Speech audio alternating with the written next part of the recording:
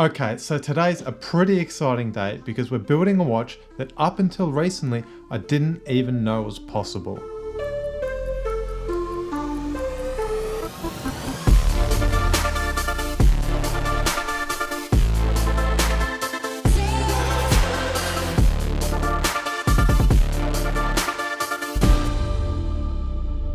What is up everyone? I'm Jason from JB Watch Mods. Welcome back to the channel. Now today I'm building a watch that I've been wanting to build for the longest time. I'm building a quartz style dive watch.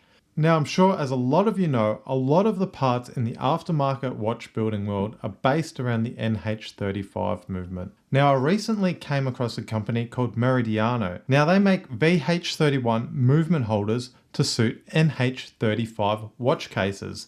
Now this is exactly what I've been chasing. Now if you saw a video I made about a month ago, you'd know that I didn't even realize the VH31 existed. Now what's special about this movement is that it's a quartz movement, but you get that nice sweeping second hand that an automatic watch gives you. So as you can imagine, as soon as I saw that, I've hit that buy now button, put together a build list, and now we've got everything ready to go. So let's get into it and jump into the build.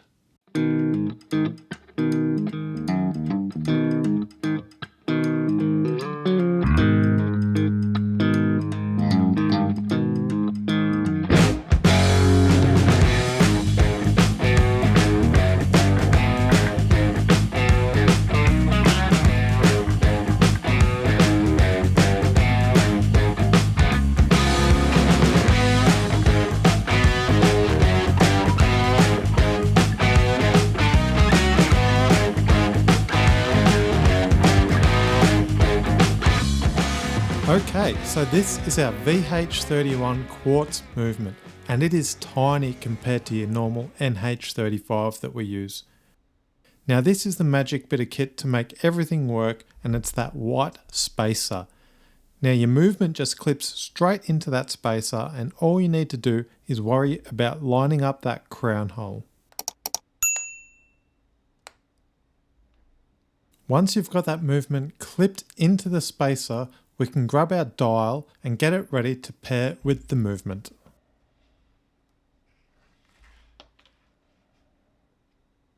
Once that spacer is fitted to the movement, it acts like the movement ring on your normal NH35 movement.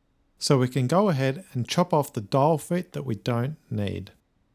Now this dial has 6 feet on the back and we only need 2 of those. So I'm just lining the dial up with the movement spacer to see which feet are required. Once we know which feet we can remove, we can grab our side cutters and remove them one at a time.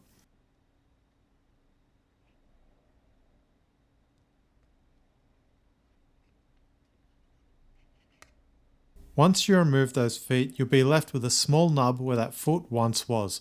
So I like to grab my Dremel and sand those smooth so the dial sits nice and flush against that movement spacer. If you don't have a Dremel, a file works great. I've only recently added this Dremel to my toolkit and I've found it to be a great addition.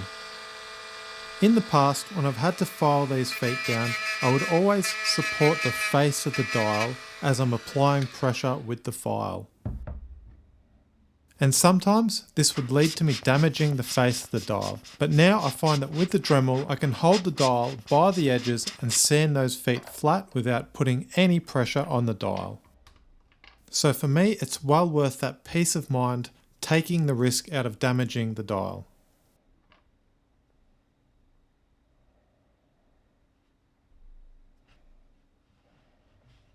And regardless of how you do it, once you sand those feet flat, make sure that you clean the back of the dial nice and thoroughly to remove any metal particles. Then once the dial's clean, we can go ahead and press it into that movement holder just like you would with any other NH35 movement.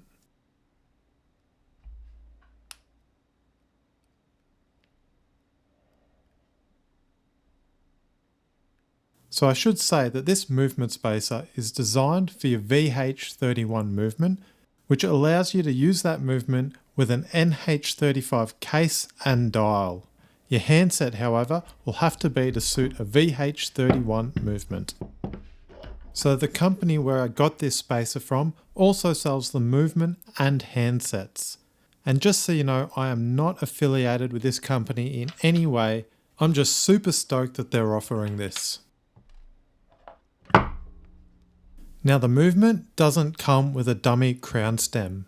So what we'll need to do is pull out the crown from our case and screw it onto the crown stem that comes with the movement.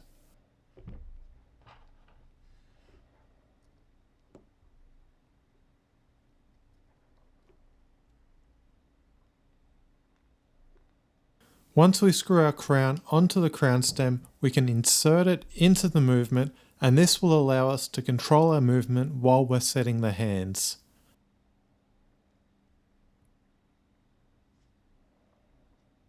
Now with this movement, we don't need to insert the battery before setting the handset. The battery only operates the sweep of the second hand, so it isn't required to set the hands. And as this movement doesn't have a date complication, we can go ahead and set the hands in any position. All we need to do is make sure that wherever we set the hands, that both the hour hand and the minute hand line perfectly up at 12 o'clock.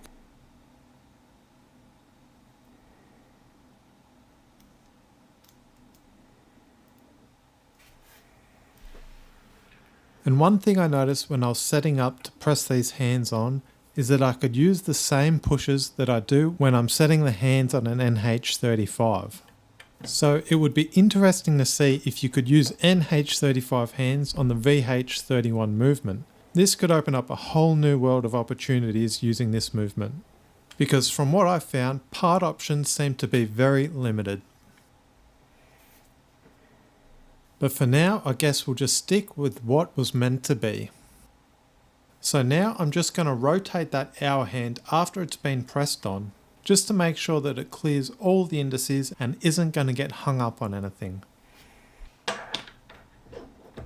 Once we know that our hand is all good, we can go ahead and get ready to press on our minute hand. And as you can see here, the way I like to hold my hand is by sticking the hand into the end of a bit of rotoco that's been rolled up into a cone shape. I find that this gives me the best control over the hand without the risk of damaging the hand or leaving any scratch marks. And once we get that hand pressed on, we're going to rotate the movement over 2 times just to make sure that everything lines back up at 12 o'clock and that there are no clearance issues.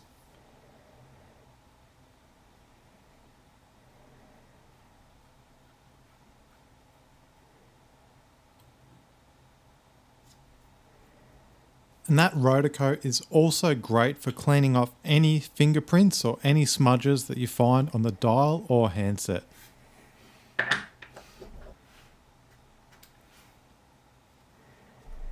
And once everything is looking all good, we can press on our second hand. Now a lot of people find this the hardest hand to press on. And it definitely feels that way when you're starting out, but it does get a lot easier the more you practice. Having good lighting helps, and also getting the movement close to your eye level makes a massive difference.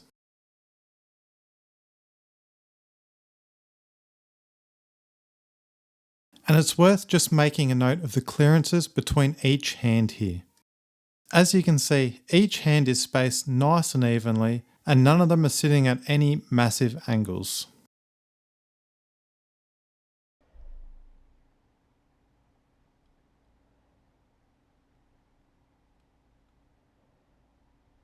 And now's the perfect time to clean the dial and handset as best we can, because we're about to pair the movement with the case.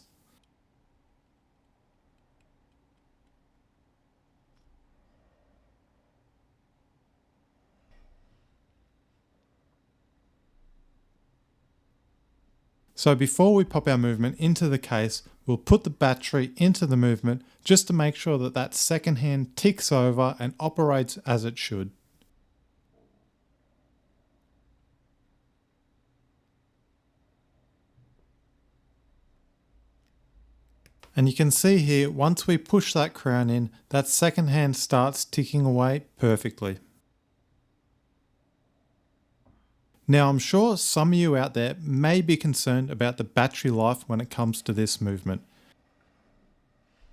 Now it does have a sweeping second hand which may drain the battery a little bit quicker than usual. But with that said, the battery on this movement should last at least 2 years, which is still really good going if you ask me, and well worth it for that sweeping second hand.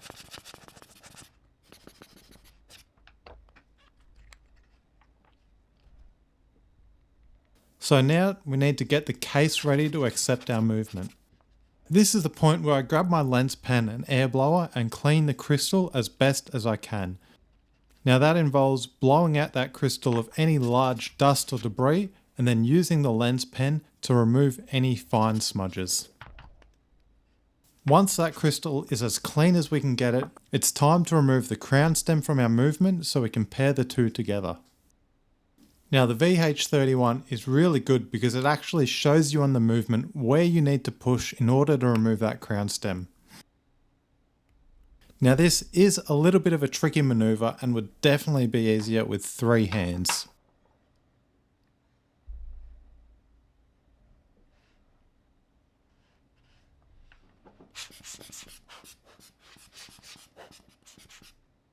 And after giving everything one last blowdown, we can finally pair the two together.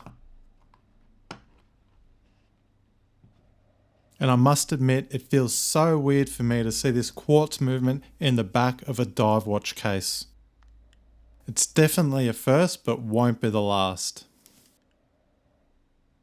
And everything is lining up really well and fits super nice.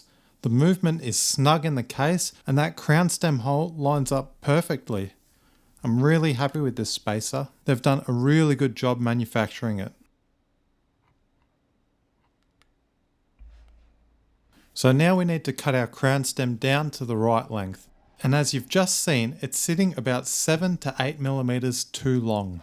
So we'll pull our crown stem out, remove the crown and cut that length off the crown stem, refit the crown and see where it's sitting.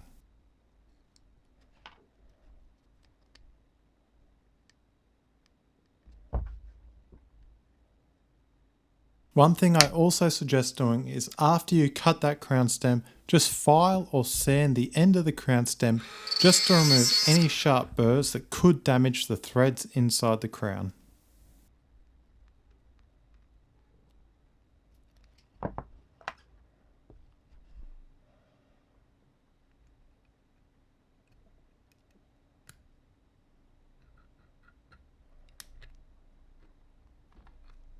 And you can see here that that crown stem is still about 3 millimeters too long. So we'll take it back out and repeat the process.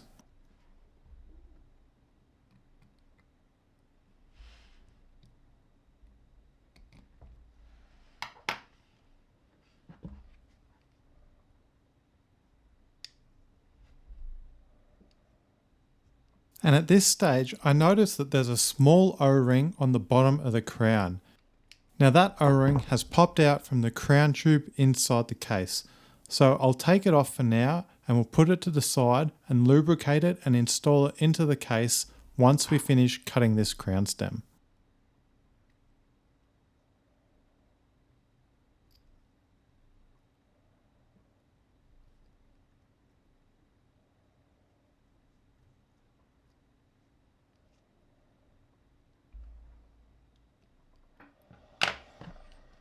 Now we can get back to removing this crown stem and cutting it down about 3 millimeters.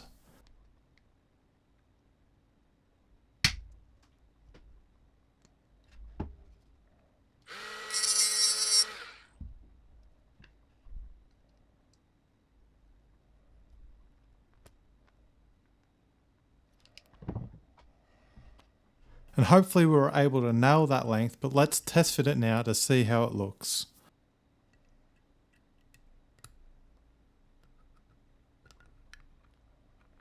So when you're test fitting your crown stems, you want to make sure that you have a little bit of play when the crown is pushed all the way in, and you want to be able to pull that crown all the way out and push it back in with no difficulties. You also need to be able to screw that crown all the way down flush into the case. Now this one looks perfect. So we're going to pull it out and remove that crown one last time so we can add some Loctite to those threads.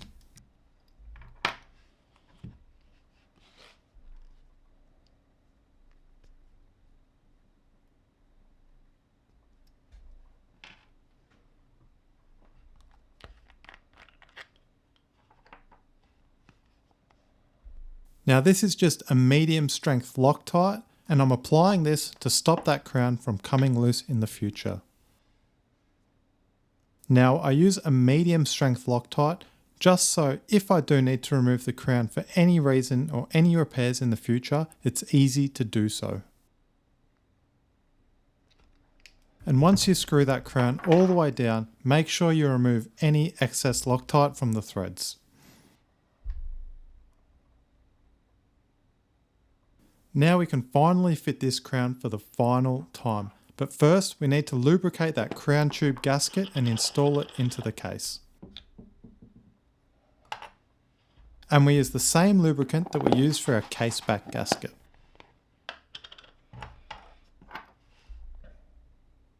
So I'll pop the O-ring onto the end of my small screwdriver and slowly work it into that crown tube hole. Now that gasket's there just to try and prevent any water from making its way in past the crown.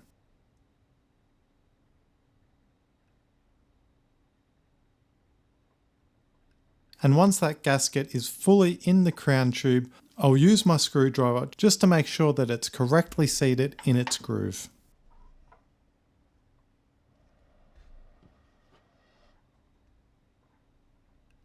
Then we can grab our crown and insert it into the case for the final time. And just double check the operation, just making sure that that gasket doesn't get caught up and everything is still working as it should.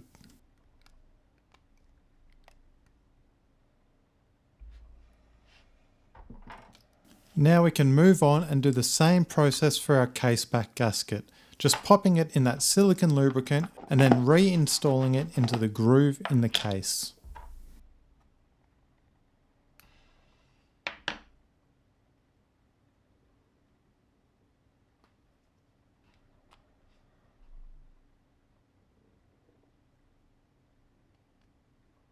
And I like to try and keep everything as clean as I can, so I'm just removing some small hairs that I see on that case back gasket and then give everything one last blowdown, and then we can lock up the case by installing our case back.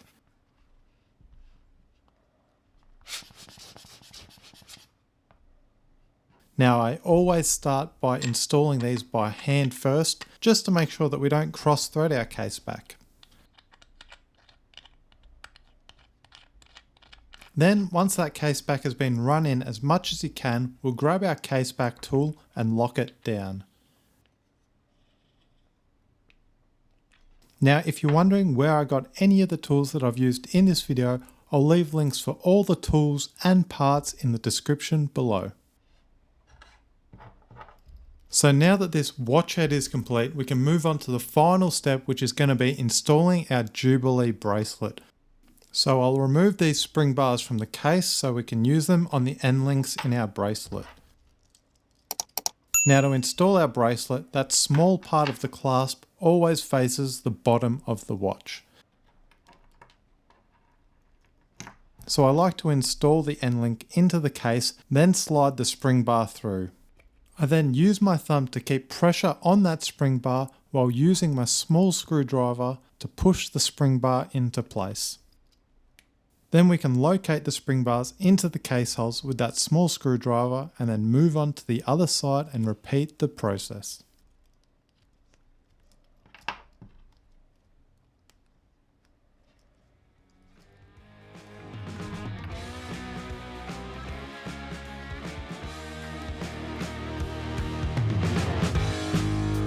So now that this watch is nearly done, I'm super pumped to put it on and see how it looks.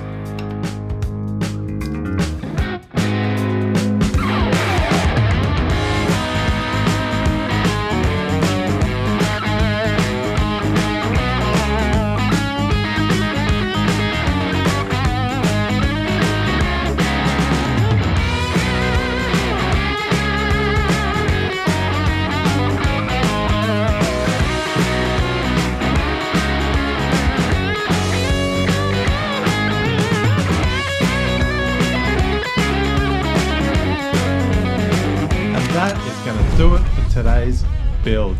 As usual, I would love to hear your thoughts in the comment section below. What do you guys think of the VH31 Quartz movement? Personally, I think it's a bit of a game changer and I cannot wait to build more watches using this movement. Now I do think that dial feels a little bit empty, so I'm going to add a little bit of text to the bottom, so there will be a V2 for that dial coming in the near future. But other than that, I absolutely love this build. If you've gotten anything out of this video, hit that like button, subscribe if you haven't, and I'll see you all in the next video.